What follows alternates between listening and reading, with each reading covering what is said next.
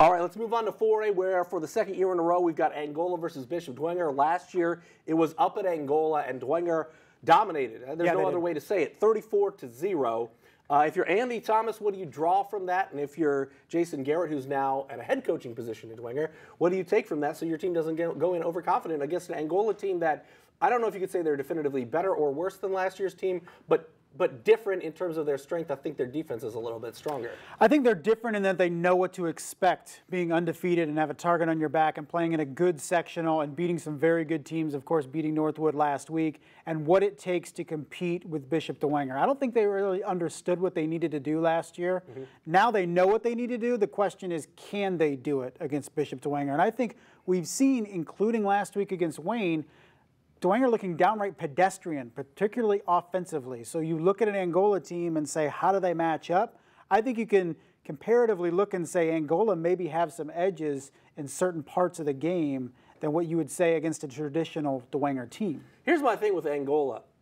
They're down 26-15 against a really good Northwood team, a Northwood team with Bronson Yoder there that broke a couple of big plays. They can run the football. It doesn't look good. And then they turn things around in the fourth quarter. It wasn't just the offense. The defense made a couple of huge fourth down stops, you know, in that fourth quarter. Yeah. It was a complete team effort. It wasn't just a star or two stars making plays. It was complete Angola team effort last week. Yeah, and stopping Bronson Yoder, obviously, in that fourth and short, and it was huge late in the game. I think the issue here with Angola is similar to Snyder. You cannot fall behind a couple touchdowns to Dwneger because you're not coming back if you're Angola. You need to keep this game close, maybe an early score. I think Angola can get enough defensive stops to win this game. It's how that Angola offense operates against a Dwneger defense that I think is better than they were a year ago, and they shut out Angola in the regional last year. And one of the scary things I think you also see is we knew that the week one game against Wayne, the weather kind of slowed down. The Lambos, as you will say, Derek Moore will say, for the Wayne Generals, the speed guys, the athletes that they had on the outside. But last week they hold them to 13 points, you know, a missed PAT. Very crucial, as it always seems to be in a close game like that. But if you're Bishop Dwneger, you almost saw your season ended. It could have very well ended last week. I don't think you're going to have a problem of overlooking Angola, even though you beat them 34-0 last year. No, what was it? Less than 15 total yards in the first half, no first downs. They had one completion the entire game, which was a touchdown, which was huge, obviously. But yeah, it's looking at, we talked about Brendan Lytle being that guy at quarterback. How can he play on the New Haven turf, getting some things going vertically? I think that is the key.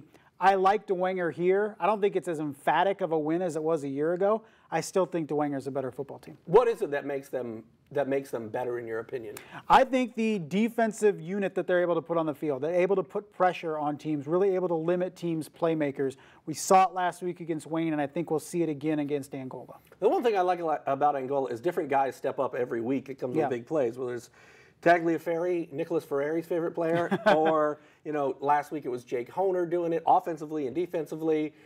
We've seen Gibson. We've seen a number of guys. So it's been fun to watch. I think it'll be an entertaining game. It'll be our highlights on Game of the Week. You got two local teams battling. Yeah, and credit to Gibson because he was in a quarterback battle to begin the year to replace Chance Roddy, who was an all-time great at Angola. And for a guy that had to battle for the job and now is making big play after big play. We saw it last week. I mean, a commendable job because so many people wanted to talk about, well, without Chance Roddy, where does this team go? Gibson's been tremendous for him, filling in and replacing a legend.